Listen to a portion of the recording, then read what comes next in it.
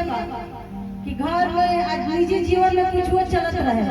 जब आदमी समाज के बीच में खड़ा हो जाला, मंच में खड़ा हो जाला, तो करा हंसत रहे के भाई नहीं कहते कि आगे के हमारे निजी जीवन में क्या चलत है। प्यार करके पूछे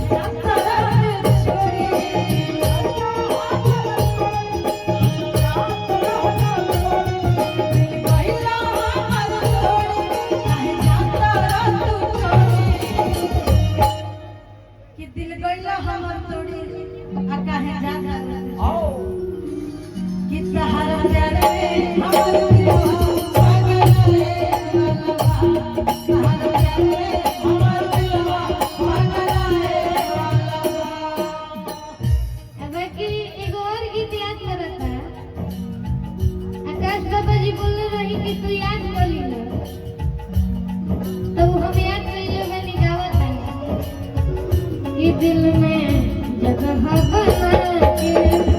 छोड़ले बने हो छोड़ले ई तो दिल है मोहब्बत के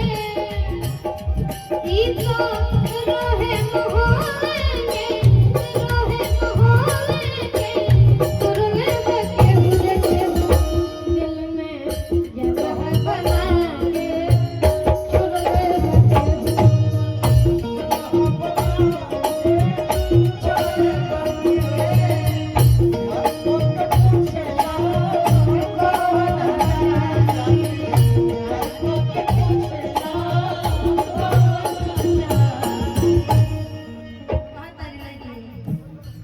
जब ले जरूरत रहे तब ले रही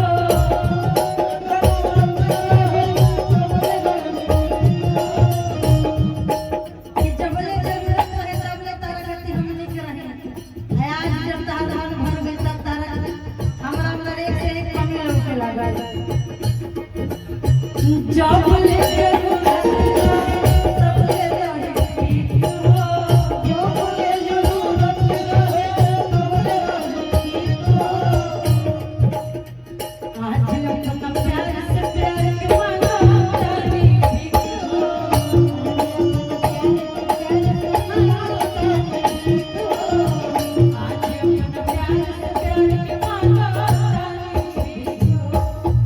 हमने गीत गले रही कि प्रेम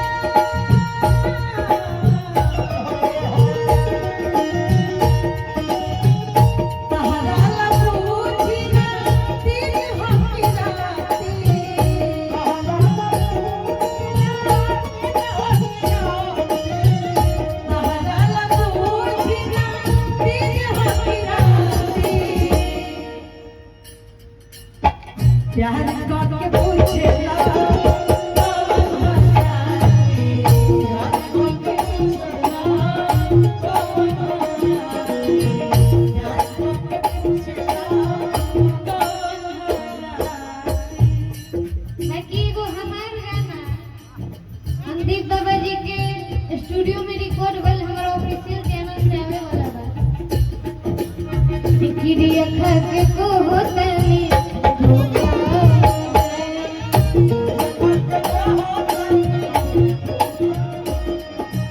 एकरी अखक को तनी धोखा